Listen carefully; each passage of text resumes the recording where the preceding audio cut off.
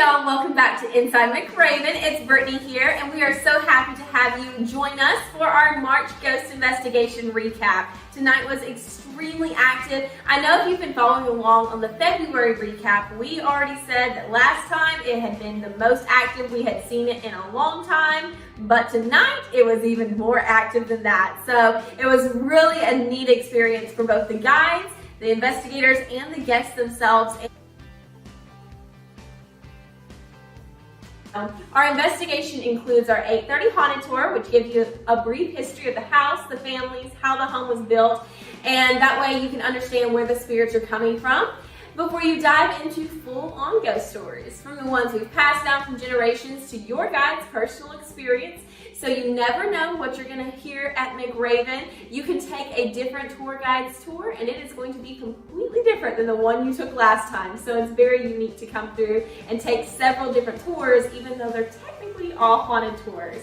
Now, after the haunted tour is finished, then you get to mingle with the other guests over homemade refreshments and meet your lead investigators of the night. Our lead investigators love to get into a conversation with you and interact with you, share stories with you, and so we always have a lot of fun just on our breaks, chit-chatting and eating great food together.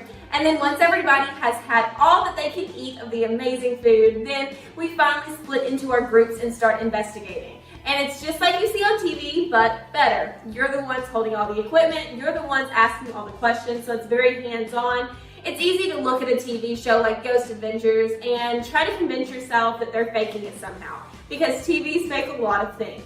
But if the equipment is in your hands and nobody else is around you, nobody else is upstairs, you know who is in the home, and the equipment is still going off, there's no way to fake that because you have it in your hands, so you know that everything is authentic. It's definitely a wonderful experience that I think everybody needs to come and participate in. So we stay and investigate in Mississippi's most haunted house until about 2 a.m., if not later, just depending on how active the spirits are. So now that you know what the investigation is, I'm going to let you hear it from the guests and then our lead investigators of the night. I know that y'all had several experiences. What would you say is the top experience for all of y'all? I can't say it was the top. It was walking in Andrew's room, standing in the corner. I felt like my shirt got stiff in the back, and it felt like somebody poked me in the back, so I kind of looked. I thought I kind of bumped into something. Nothing was there. And then it was like a thumb kind of went down my back, and I was looking for her because I thought she was messing right. with Of course, me. it's the friend messing Right, with you. because I blew in her daughter's hair earlier and scared her, so I thought they were getting me back. And he started getting a headache. Oh, wow. So, Okay. And we left, and immediately after leaving Andrew's room, I heard like a coming from Mary's room, as if trying to keep me busy. I didn't know any of this. I'm not with you all the time, so I hear some of this stuff. I'm like, oh my gosh, that's so cool. Okay, then you said that you had a couple of different experiences too. Well, my daughter and went in the kitchen. Oh, yeah, we were downstairs in the kitchen and we would ask it like questions, you know, are you here, are you a soldier? And like, I would ask a question and the flashlight would come on. Or then after it would stay on for a while and then it would go off. And then we'd ask another question and it would be like bright and then it would go back dim. And it would just go off and on. It was crazy in that room. A good jump right here. This is probably where it scared us the most. And I don't want to say scared, just we kept hearing footsteps back here, and then it's kind of died off and we got over it, and then it got really loud and it sounded like somebody was fixing to push this door open just after we were discussing the body laying on the floor. Oh my gosh! So we all slid up real quick, and yeah, I didn't want to see what was fixed to open. Her and my daughter were literally sitting there and they went. Well, the funny thing about that is we have it spaced to where y'all are like completely opposite. So nobody's in this room when y'all are in this room. Right. So there's no way that anybody is in there. And I mean, you hear the echoes. You can hear that door opening. You know if somebody is coming They up. were convinced There was somebody coming through that door. Right. It was fixing to open, and I was like, I don't want to see what's on the side. It was very active in the kitchen. Yep. So that, yeah. In this room, I picked up the name Ella on my device. Oh, So neat. that was really cool. Yeah, so Ella is actually one of the family members that we talk about in our history and our haunted tour. So it's really unique when we get names that are actually representative of the families that lived in the homes. We are with Alexis, one of our lead investigators of the night, so we're really happy to have her. This was actually her first night that she was lead investigator. She had a big group with her. She had the largest group, so we had a lot of fun with that. How'd you enjoy your guests for tonight?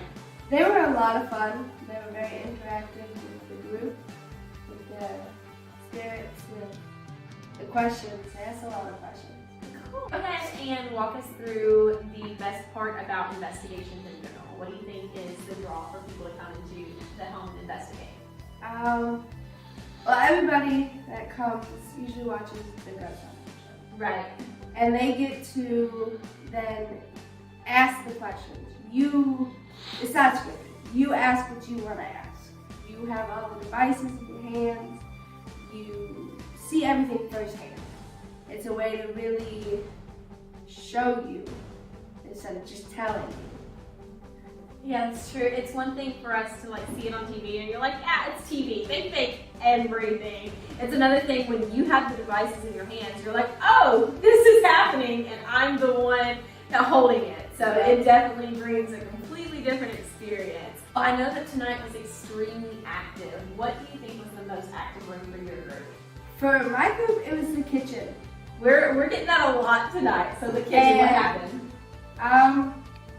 It was one of the first rooms we went into, and we were kind of bummed because the first room, Andrew's room, wasn't too active. We got a flashlight, but nothing too special.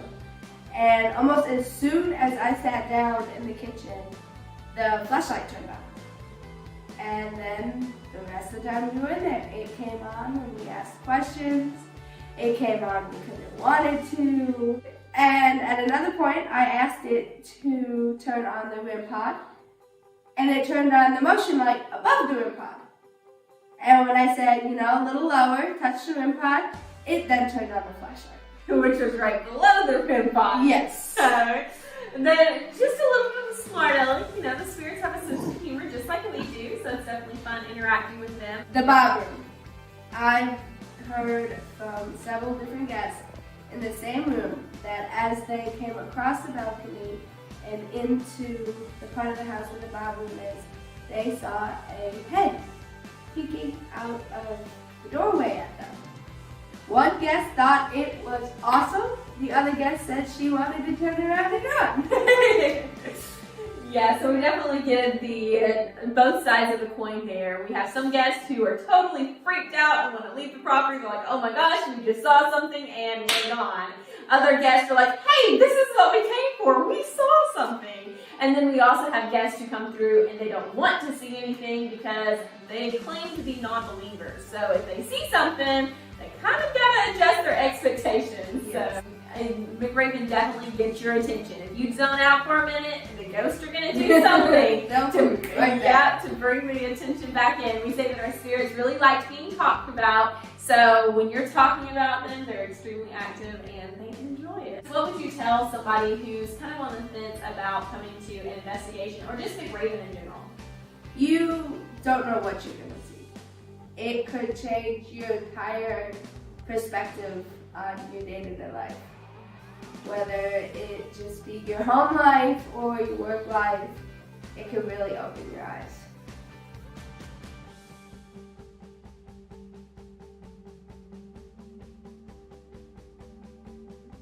Join us next time on Inside McRaven for more history, hauntings, and Vicksburg happenings.